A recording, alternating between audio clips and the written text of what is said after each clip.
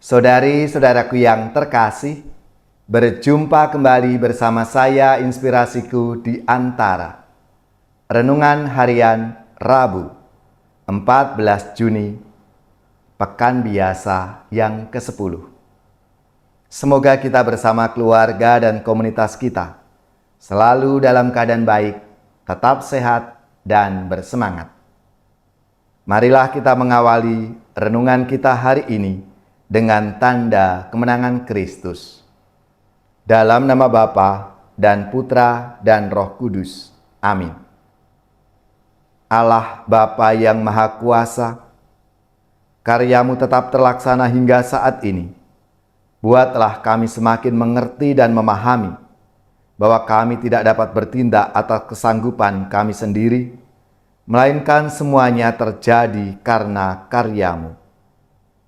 Dengan pengantaraan Yesus Kristus Putra-Mu Tuhan kami, yang bersama dengan Dikau dalam persatuan Roh Kudus, hidup dan berkuasa Allah sepanjang segala masa. Amin. Dalam nama Bapa dan Putra dan Roh Kudus. Amin.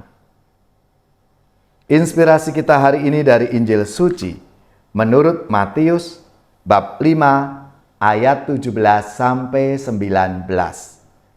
Marilah kita siapkan kitab suci kita masing-masing. Kita akan membaca bersama-sama lalu merenungkannya. Dalam khotbah di bukit, Yesus berkata, "Janganlah kalian menyangka bahwa aku datang untuk meniadakan hukum Taurat atau kitab para nabi. Aku datang bukan untuk meniadakannya, melainkan untuk menggenapinya. Karena aku berkata kepadamu, sungguh, selama belum lenyap langit dan bumi ini, satu iota atau satu titik pun tidak akan ditiadakan dari hukum Taurat, sebelum semuanya terjadi. Karena itu, siapa yang meniadakan salah satu perintah Taurat, sekalipun yang paling kecil, dan mengajarkannya demikian kepada orang lain, ia akan menduduki tempat yang paling rendah di dalam kerajaan surga. Tetapi, siapa yang melakukan dan mengajarkan segala perintah Taurat, ia akan menduduki tempat yang tinggi di dalam kerajaan surga." Demikianlah sabda Tuhan. Terpujilah Kristus. Saudari-saudaraku yang terkasih, dalam hidup bersama pasti kita butuh peraturan atau hukum. Peraturan digunakan untuk mengatur hidup bersama. Biasanya, peraturan itu diciptakan untuk menjamin kestabilan hidup bersama. Ada yang berupa perintah, ada pula yang berupa larangan. Misalnya, dilarang merokok di ruangan ini. Taruhlah sampah di tempat sampah, dan lain sebagainya. Aturan-aturan untuk hidup bersama. Sabda Tuhan hari ini menceritakan bagaimana Tuhan Yesus memaknai hukum Taurat dalam hidup bersama. Tuhan Yesus menegaskan maksud kedatangannya. Ia tidak akan menghapus atau meniadakan hukum Taurat yang ada. Seperti yang dikatakannya, "Aku datang bukan untuk meniadakannya, melainkan untuk menggenapinya." Yesus menghargai tokoh pendahulunya seperti Musa dan para nabi yang memulai dan menghidupkan hukum Taurat. Yesus lebih memberi makna baru atas aturan lama yang sudah dihidupi.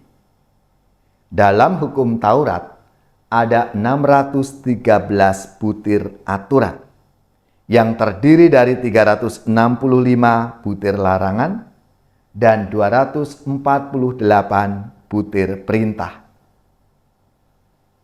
Konon, jumlah larangan sesuai dengan jumlah hari dalam setahun, sedangkan jumlah perintah sesuai dengan jumlah tulang dalam tubuh manusia.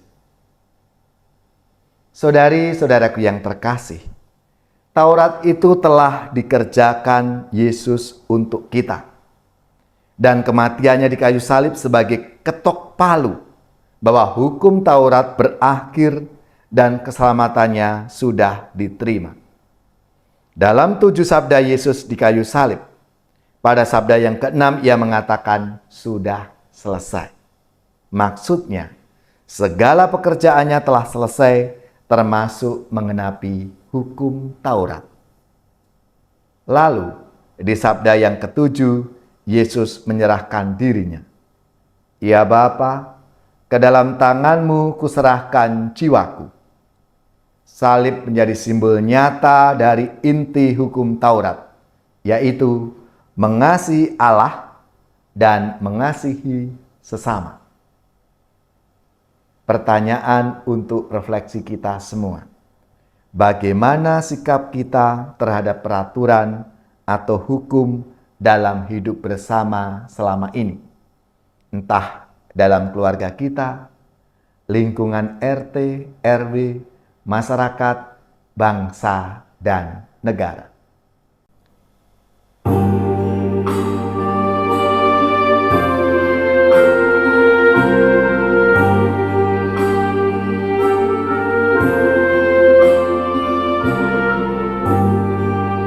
Andaikan aku pahami bahasa semuanya,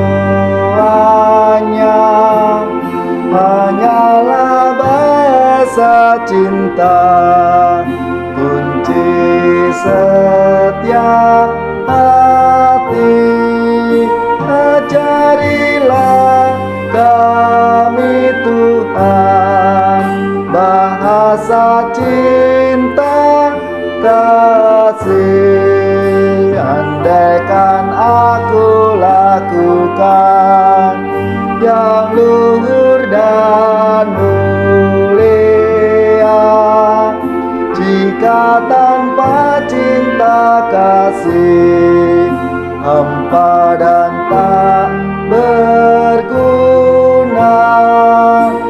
Ajarilah kami Tuhan bahasa cinta kasih.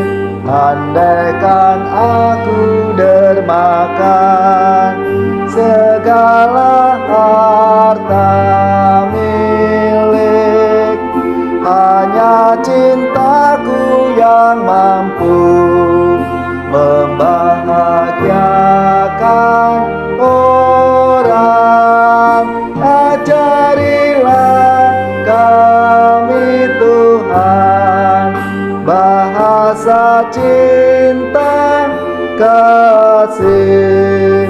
Cinta itu lemah lembut, sabar dan murah hati, tidak cari keuntungan, tidak megahkan diri. Ajarilah kami Tuhan bahasa cinta kasih.